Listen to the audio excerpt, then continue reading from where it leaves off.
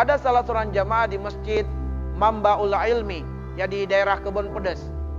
Seorang bapak yang telah menjadi sepuh di suatu masjid Mambaul Ilmi namanya. Nah, bapak ini usianya 102 tahun. Dan sampai sekarang dia sholat 5 waktu di masjid, tidak pakai tongkat, matanya masih jelas, bicaranya fasih, dan pendengarannya masih baik. Kita ngomong sama dia nyambung. Dia berjalan tidak pakai tongkat, 102 tahun umurnya. Saya bertanya kepada beliau, apa rahasianya? Dia mengatakan, sejak saya muda sampai sekarang, kata beliau, sejak saya muda sampai sekarang, saya tidak pernah putus 2 juz Al-Quran setiap hari. 2 juz Al-Quran setiap hari. Ada lagi salah satu jamaah di Masjid Al-Amanah Villa Duta, Ibu Nani Mukhtar.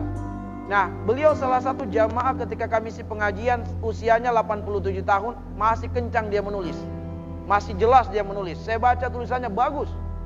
87 tahun. Dan ternyata beliau itu, saya tanya karena bicaranya masih bagus, masih segar bugar, menulisnya masih lancar.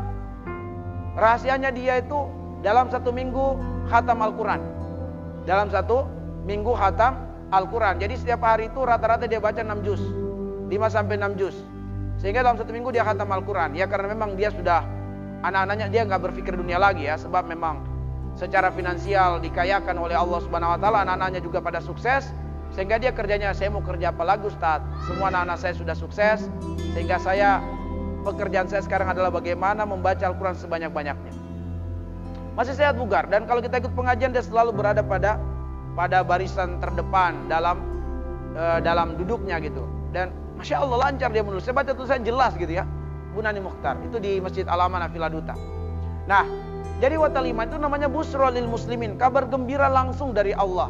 Kalau kemudian kita banyak berinteraksi dengan Al-Quran.